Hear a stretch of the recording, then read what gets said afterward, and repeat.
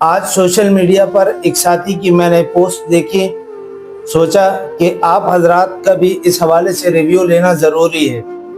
साथी ने बहुत कीमती बात लिखी थी कि इमामत के लिए सिर्फ कारी होना ज़रूरी नहीं है, बल्कि आलिम होना भी ज़रूरी है। हमारे यहाँ आजकल सबसे बड़ा मसला ये है कि हम लोग ये देखते हैं कि जी इनकी आवाज़ बड़ी प्यारी है, क़िरात बड़ी प्यारी है, लिहाजा इन्हें इमाम रख दिया जाए। एक शख्स जो आपकी नमाज की इमामत करा रहा है, उसकी वज़ा कता सुन्नत के मुताबिक होनी चाहिए।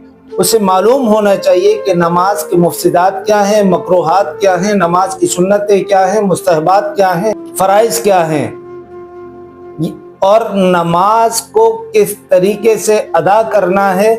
आपकी वज़ाकता के साथ साथ नमाज का ढांचा किस अंदाज में होना चाहिए, आपका लिबास और उसके साथ साथ सर पर टोपी और पगड़ी किस अंदाज में होनी चाहिए, और नमाज के तमाम मसाइल के बारे में उसे मालूम होना चाहिए।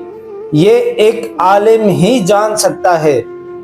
हमारे मुआशरे में चूंकि हर एक को इमामत पर खड़ा कर देते हैं, तो ये हम लोगों को सोचना चाहिए कि हमारी नमाजों की इमामत जो करता है वो अच्छा कारी भी हो, अच्छा आलिम भी हो, ताकि वो नमाज की इमामत करे, नमाज पढ़ने में मजा आए उसकी किरात सुनकर, और उसकी नमाज को देखकर अपनी नमाज को दुरुस्त कर सकें। अपनी नमाज के हवाले से कभी भी हमारे जहन में कोई भी शक और शुबा हो तो हम उससे सवाल कर सकें, अपनी नमाजों को दुरुस्त कर सकें। लेकिन आजकल एक रिवाज बन गया है कि आप किसी भी कारी को उठाकर मुसल्ले के ऊपर खड़ा कर दें, और फिर उसके बाद क्योंकि कमेटी वालों का जो जोर चलता है, कमेटी वालों को पता है कि जी ये कारी साहब हैं, बस हम जैसे बोलेंगे वैसे ये करेंगे।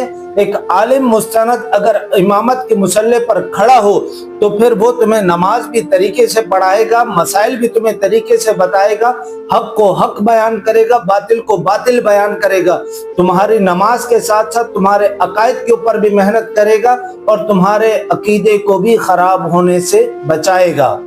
और ये जो आजकल इंतशार की फिजा फैली है, फिरका वारियत की फिजा फैली है, ये कम इल्म लोगों के मिंबर और महराब संभालने की बाइस हो रही है। अगर इल्मी शख्सियत मिंबर और महराब को संभालें तो ये फिरका वारियत जैसी वबाएं भी खत्म हो जाएंगी, लोगों में प्यार मोहब्बत इत्तेहाद और इत्तेफाक होगा, और लोग मिलजुल कर रहेंगे। लोग जिस तरह से बाजार आबाद कर रहे हैं, इंशाअल्लाह लोग मसाजिद को भी आबाद करेंगे। लोग अपने घरों के फैसले, अपनी खुशी गमी के फैसले इंशाअल्लाह मसाजिद से करेंगे, और मसाजिद से हमारा ताल्लुक कायम होगा। आप